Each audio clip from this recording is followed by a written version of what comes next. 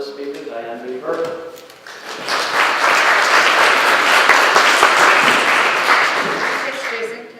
By his own account, the 29 years that Henry Clay Bruce, who you heard about last night a little bit, spent enslaved in the upper and border South, prepared him for his eventual life and freedom. Bruce, his mother, and his siblings benefited from a fairly permissive master who allowed his slaves to learn to read and granted them liberal mobility throughout their western Missouri neighborhood. Bruce spent much of his time in slavery hired out to a whole series of Missouri farmers and tradesmen for whom he performed a myriad of tasks, often, according to him, with little direction from his employers.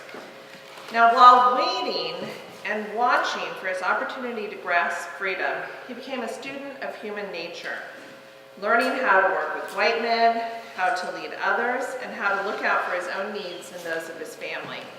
He also gleaned important information about the lay of the land and the circumstances and personalities of his neighbors, both black and white, as he traversed the countryside doing the business of his employers and occasionally enjoying the company of other enslaved people. When the opportunity finally presented itself in the midst of the turmoil of the Civil War, Bruce, like many others, grabbed his chance and with his fiancée in tow, made his way to freedom in neighboring Kansas. And in the process, he asserted his manhood and took a powerful step toward not only achieving his personal liberty, but also demonstrating his worthiness for citizenship. Now, it's not surprising that Henry Bruce launched his bid for freedom from the border state of Missouri, given the history of slavery in the state. Missouri was settled by migrants from the Upper South who were attracted by a climate in which they could replicate the patterns of diversified agriculture and small-scale slavery found in their original backcountry homes. Missouri farms were typically modest in size and required few workers. In fact, by 1860, most Missourians owned no slaves, and most who did owned fewer than 10. Most enslaved people worked as general farmhands or domestic servants, and white farmers typically hired out underutilized laborers to their neighbors or employed them in non-agricultural business pursuits. Enslaved men, women, and children, of course, performed the most arduous tasks. But because overseers were rare, slaveholding men and women usually directed and supervised, directly supervised and actually sometimes assisted this labor. These daily interactions complicated slaves and slaveholders' interpersonal and work relations. Enslaved Missourians' family and community lives were also affected by small-scale slavery. A vast majority of enslaved people lived on different slaveholdings. Enslaved couples, lived on different slaveholdings. And slave quarter communities were actually the exception rather than the rule. Yet in spite of these many constraints placed on them, enslaved people reached out across the boundaries of their owners' farms to forge relationships with others in the greater community. The economic and social circumstances of slavery in western Missouri also resulted in considerable physical mobility for enslaved people as they traveled throughout the countryside doing the business of the farm, visiting their families, attending service at local churches, and socializing at both owner-sanctioned and clandestine gatherings. All the while, they were of course learning the lay of the land and becoming acquainted with others in their communities. And also learning a lot of information. There were opportunities to gather information both about individual people, but also about local politics and even national politics.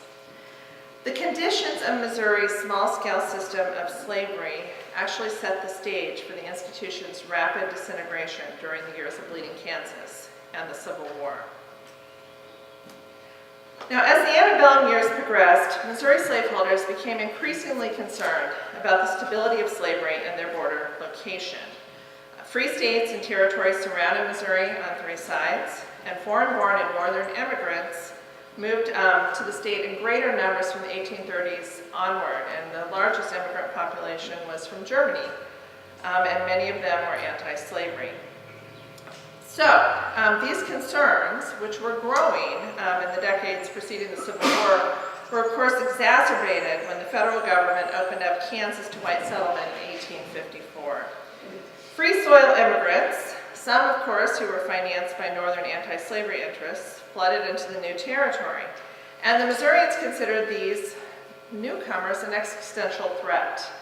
They took swift action to defend their society, and especially slavery, and we've talked a little bit, well, quite a bit about this today. Some staked land claims in the new territory, sometimes with the intention of moving there, sometimes not. They crossed into Kansas, of course, on election day to vote for a slavery ticket. And then others were crossing over the state line in an effort to intimidate free soil settlers through acts of vigilante violence. And in response, free soil settlers began arming themselves for protection. And soon after, free soil guerrilla bands began raiding the farms of pro-slavery Kansans because there were many who had actually settled, and crossing into Missouri to liberate property, which of course included slaves. Missourians pointed to celebrated cases like John Brown's raid into Missouri in 1858, south of Kansas City, to free slaves, and the capture of abolitionist John Doy, which that's not a very good image. I see you can't really see it very well, but we've seen it before today. And his party, who were caught escorting men and women northward out of Kansas in 1859. And as you learned, it really didn't matter to those Missourians that the people, everyone but one, as we were told, were free men and women. While white and black abolitionist allies frequently aided Missourians who escaped from slavery, in reality, they typically rendered assistance only after people had already escaped into Kansas. In most cases, enslaved people put their quest for freedom into motion themselves. And that's what I really want to talk about most today. The opportunities to seek freedom increased dramatically with the onset of the Civil War. Indeed, slavery began to unravel in Missouri as early as the summer of 1861. Missouri's increasingly diverse white population divided in their loyalties, and the long conflict with Kansans increased tensions along the border. The swift Union occupation of Missouri in the summer and fall of 1861 and an escalating Confederate guerrilla response created opportunities for enslaved Missourians that were not available to most Southern slaves until much, much later in the war.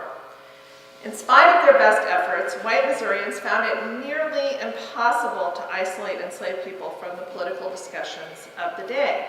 According to Henry Bruce, slaves, quote, understood the war to be for their freedom solely and prayed earnestly and often for the success of the Union cause. And while a lot of Kansans, a lot of white Kansans would have seen the war as being a war about slavery, most people in the North did not. But enslaved people certainly understood that's what the war was about, and certainly what the war should be about. They also knew, of course, because they had heard for a number of years, mostly by listening to their owners talk about those horrible Kansans, that they were abolitionists just across the state line in Kansas. And then something happened. There was a military order that was passed by General John C. Fremont, who was in charge of the Department of Missouri, in August 1861, an order emancipating the slaves of Missouri secessionists, of Confederates in Missouri. And even though Lincoln promptly rescinded the order as part of his strategy to keep Missouri in the Union, enslaved people didn't really listen. They promptly ignored this reversal and continued to seek freedom. Over the next few years, many Missourians, nearly 115,000 enslaved people, capitalized on the presence of Union soldiers and their proximity to free states, and they fled. And as they did, they took advantage of the intricate web of social relations that they had so carefully cultivated during slavery, putting their associations and knowledge of the local geography to good use as they struck out for freedom. The historical record is filled with stories of men, women, and children running away to the nearest Union encampment. During the first years of the war, there was considerable debate in the Army about the status of these runaways. But by the final years of the war, it was no longer debated whether they should be freed, but rather how to best protect the majority who already were. As they had before the war, many enslaved Missourians made their way across the state line to free state towns like Quindaro. Given its history, they thought Kansas was a place where the citizens would protect and employ them. Platte County slave George Washington literally walked across the frozen Missouri River in the frigid winter of 1861-1862 to freedom in Quindaro. And in April 1863, a Kansas City, Missouri newspaper reported that large numbers of free people are, quote, constantly streaming through our streets, presumably on their way to Kansas. A year later, Henry Bruce escaped to Leavenworth with his fiancée, eluding the men who pursued them, riding on his master's horse. The couple simply boarded a train at Laclede and rode it to St. Joe and then crossed over the Missouri River to freedom in Kansas. Now, these escape attempts were made at great risk, however. Many white Missourians clung tenaciously and often violently to slavery, even as the system began to collapse from within. Former slave Tishy Taylor remembered, quote, "Near a time for us to be freed, the owners got meaner all the time." And this is a really horrible picture from southeast Missouri. It's not from western Missouri, but this was a device that a white owner put on an enslaved man to try to keep him from running away. And he made his way into a military encampment.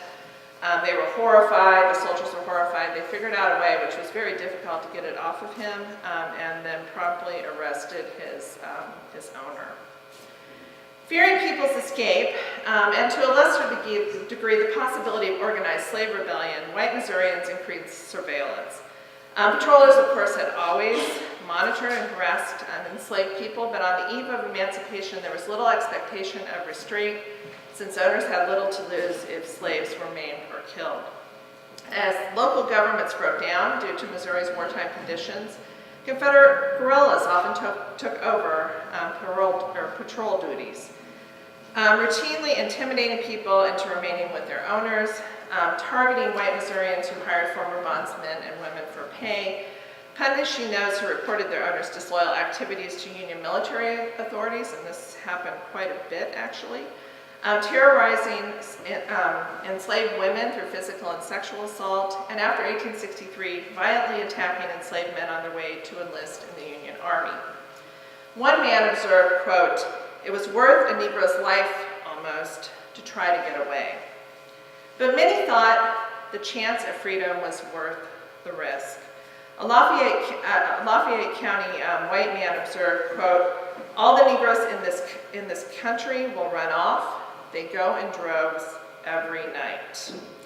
During the summer of 1862, the Union Army began to enlist African American men as soldiers. And of course, you've already heard about Jim Lane and the recruitment of the 1st Kansas Colored. And I'm not going to talk any more about that right now because I know that LaDondra is going to talk about it.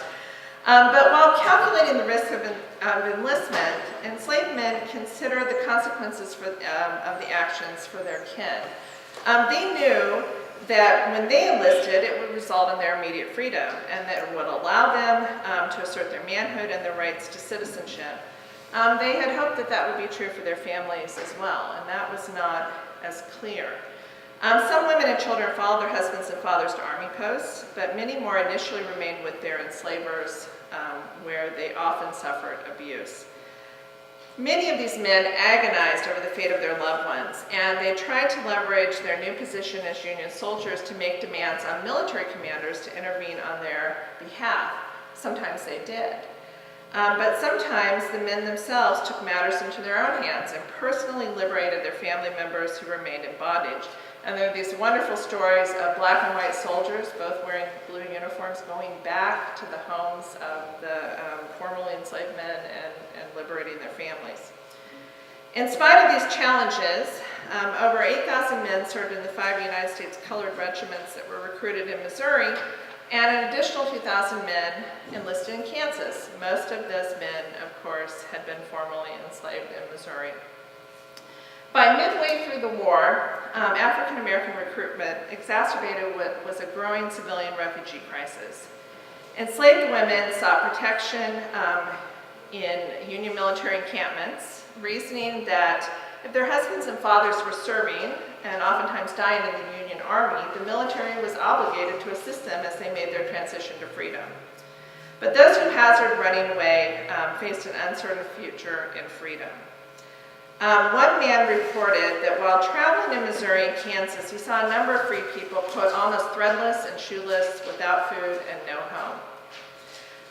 There were some private philanthropic efforts to aid refugees in urban areas, such as in Lawrence, but much of this work fell to the Army and to border communities.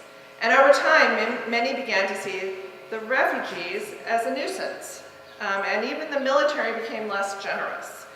Overwhelmed by the crisis, military officers in western Missouri attempted to solve the problem by sending the refugees to Kansas, arguing that they should, quote, be sent to join their friends who have escaped into Kansas. But in truth, African Americans were not always given a friendly reception in the free state of Kansas. They frequently faced virulent racism, and many Kansans resented the increased competition for jobs. Henry Bruce reported a hostile reception in Leavenworth, where he faced discrimination from black Kansans who had already been free before the war, and white Kansans who cheated former slaves who had little experience with managing their own finances. And in early 1864, when military officers from western Missouri attempted to transport newly freed women, children, and the elderly to Kansas, they were stopped at the state line by Kansas troops. The refugees were stalled near the border at Little Santa Fe in Jackson County, destitute and suffering from smallpox. Now, even though Missouri slaves were officially emancipated by a resolution of the Republican-controlled State Constitutional Convention on January 11, 1865, circumstances improved little for African Americans. Many white Missourians did not graciously accept the end of the labor and social system from which they had so richly benefited. Thousands sought protection in local towns or army camps as racial violence increased in the countryside, or they fled the state altogether. Aware of the ongoing violence and skeptical that economic opportunities existed in Missouri, most of those who had fled to Kansas during the war remained there. Henry Bruce and his wife, Pauline, were among the more than 17,000 African American residents of Kansas in 1870. Bruce opened a business in Leavenworth, and when it failed, he gained employment as the doorkeeper at the Kansas State House through the patronage of the state's Republican Party. In 1881, he moved to Washington, D.C., where for the rest of his life he worked at federal jobs secured for him by his wealthy and influential brother, the former western Missouri slave turned Mississippi Republican Senator Blanche K. Bruce. And when George Washington finished his service in the Union Army, he moved to Douglas County, where he bought a farm. These men prospered in post-war society, but not all were as fortunate. The years ahead would prove difficult as they forged a new relationship and freedom, but the men and women who risked everything to liberate themselves from bondage continued to strive for a future in which they could freely nurture their families and communities, acquire an education, negotiate the terms of their labor, and assert their rights as American citizens.